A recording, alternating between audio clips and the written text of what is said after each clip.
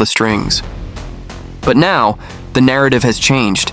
His reputation has taken a hit, especially after the allegations of fraud. Once celebrated as one of boxing's greats, he's now become a subject of ridicule. He's being mocked, even by fighters you'd never expect to speak up. You act like that and no one wants to do business with you. Still, these shady things aren't uncommon in boxing. Floyd used to act like he was mentoring people, but he was really manipulating situations. Every limitation placed on me during fights was his doing. They weren't Davis or Garcia's demands. They were Floyd's. Now people question his wealth, asking, "Where's all your money gone?" He's seen in designer clothes made for women, drawing attention not for his style but for the spectacle. No disrespect to his boxing legacy. He's one of the greatest ever, but it's getting embarrassing. Recent events have been chaotic for him. His home's been raided, assets frozen, documents seized, and the only place where he used to feel untouchable, the boxing world, is now turning against him. Many of us have always suspected something wasn't right with Floyd. Even during his peak, people tuned in just to see him lose. They couldn't beat him in the ring, but now, watching his life unravel is giving some folks satisfaction. When you're isolated from genuine friendships and only surrounded by yes men, life humbles you. Floyd is learning now that real friends are few and far between. They might not be who we want, but they're who we have. Mike Tyson, once the most feared name in boxing, didn't hold back either. He isn't criticizing Floyd over going broke.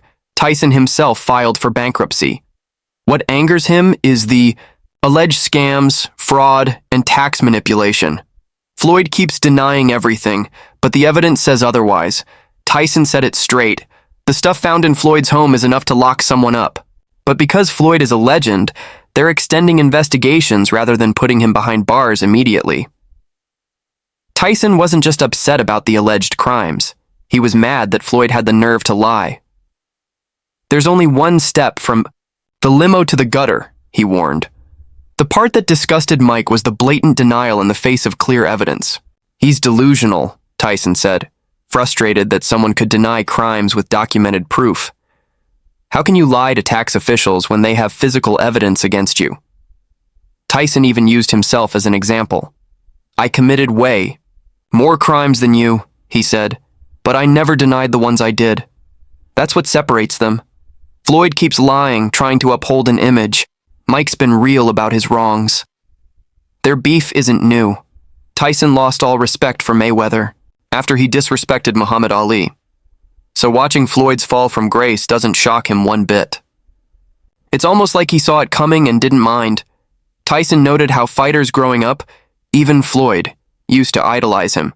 The lifestyle, the flash, it was all modeled after Mike. But Floyd took it to another level. His critics are piling up. Former champions who couldn't beat him in the ring are now speaking out. Amir Khan, for example, recently ripped into him. Years ago, they were supposed to fight. The contract was nearly finalized, with Khan even signing his part. But Floyd never followed through. Khan now thinks Floyd backed out because he was afraid Khan's style was a bad matchup. To add to the controversy, Mayweather recently made a big purchase. A 62-unit apartment complex in a prime U.S. location bought for nearly $500,000 through his investment firm, Veda Properties. This would normally look like a smart move, but with swirling rumors of financial trouble, it's raised suspicion. Khan didn't mince words. Karma's real, he said. Floyd used to flaunt his money while people around the world suffer.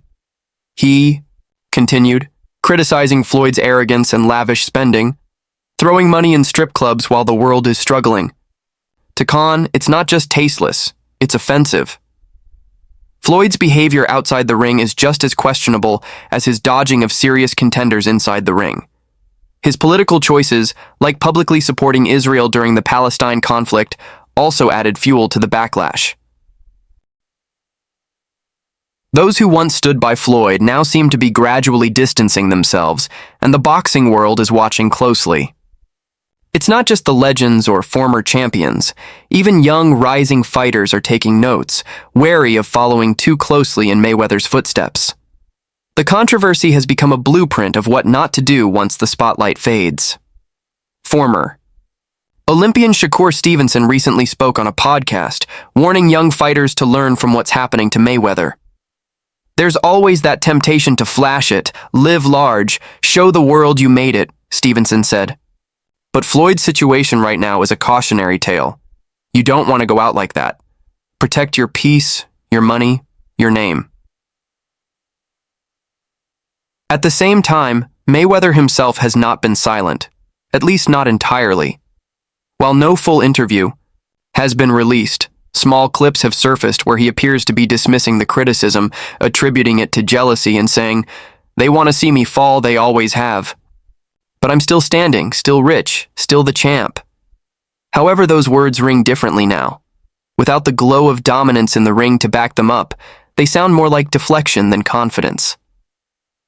There's also speculation around whether Mayweather is plotting a big return, maybe one final exhibition, or something to change the public narrative. Some close to him believe he might seek out a redemption arc, an image cleanup campaign, possibly even positioning himself as a mentor or speaker on overcoming adversity. But as one former promoter put it, Floyd don't play the comeback game unless it pays. If he's quiet, he's calculating. Meanwhile, Davis's public fallout with Mayweather has only deepened. In a recent sit-down with ESPN, Gervonta "Tank" Davis further clarified his stance. "I'm not against him as a fighter. I looked up to him like everybody else. But the man behind the gloves? That's not someone I want leading me. I had to break away to grow." He added that Floyd's way of mentoring was more about control than development. "You don't teach somebody to swim by holding their head underwater and telling them it's good for them," Davis said. "You lift people up. You don't keep them small so they keep coming back to you." Tank's own success, post-split, has only added to the conversation. Now one of the most marketable fighters in the game, Davis has carved out his legacy independently. A sharp contrast to what many feared would happen when he left Mayweather's wing. "I did what he never wanted me to," Davis said. "I stood on my own too." Other fighters have also begun stepping forward with similar stories, tales of tight contracts, limited fights, forced clauses, and financial games that kept them boxed in, so to speak. One lightweight contender who preferred to stay anonymous revealed, "We were all just waiting for a chance, and most of us were kept waiting too long. If you didn't do it Floyd's way, you didn't do it at all." The cracks in Mayweather promotions are now being exposed under the weight of scrutiny. What was once a brand synonymous with money and greatness is now facing lawsuits, audits, and internal shakeups. Several executives have reportedly left the company, and fighters once under contract are seeking legal paths to freedom or more favorable deals elsewhere. As Mayweather continues to juggle court cases, rumors of asset liquidation, and a damaged reputation, one can't help but wonder if this is truly the fall of a legend, or simply another chapter in a long story of reinvention. History has seen many greats stumble, fall, and rise again. Whether Floyd Mayweather will be one of them remains to be seen. Even those closest to him, childhood friends, former trainers, longtime business associates, have gone silent or made ambiguous statements. It seems the more Floyd tries to project control, the more things appear to be slipping. And the world is watching. The ones who cheered the loudest for his victories now watch his downfall with morbid fascination. Floyd Mayweather once said, "Legacy is more important than currency." But now it seems the currency has faded, and the legacy, for better or worse, is being rewritten by the day.